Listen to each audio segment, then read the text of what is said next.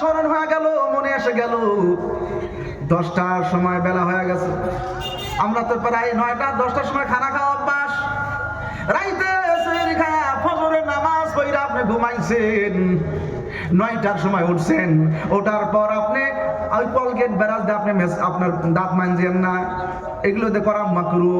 কয়লা দিয়ে দাঁত মানজিবেন না, টুথপেস্ট দিয়ে দাঁত মানজিবেন না, আপনি ডাইরেক্ট মেসওয়াক, নাইলে আপনার যেটা কিনা পাওয়া যায় সেই মেসওয়াক, নাইলে খেজুর গাছ, না হলে যে কোনো গাছ যেটা সুবিধা হয়, কিচ্ছুই যদি না পান আপনি হাতের আঙ্গুল দিয়ে ডান সাইড আর বাম সাইডে 3টা ডলা দিবেন, তাতেও সুন্নত আদায় হয়ে যাবে।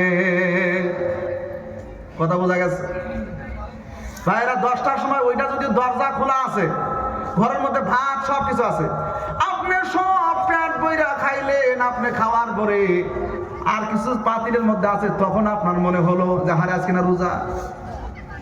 কথা বোঝা যায়? আজকে আমি রোজা আছি, কেবল মনে হইলো আপনার রোজা আছি। আর একটা পানি পেয়ালা থেকে ঢোক টিপিয়েন না, খানা খায়েন না, আপনার রোজার মধ্যে কোনো অসুবিধা হবে না। মুফতি সাহেব ঠিক না? নাই কথা বোঝা গেছে? যদি এই ভাব ধরে যদি আপনি ডেইলি খান যে হুজুর আমার মনে ছিল না, তাহলে তো সর্বনাশ। আল্লাহ সব মনের খবর জানে না?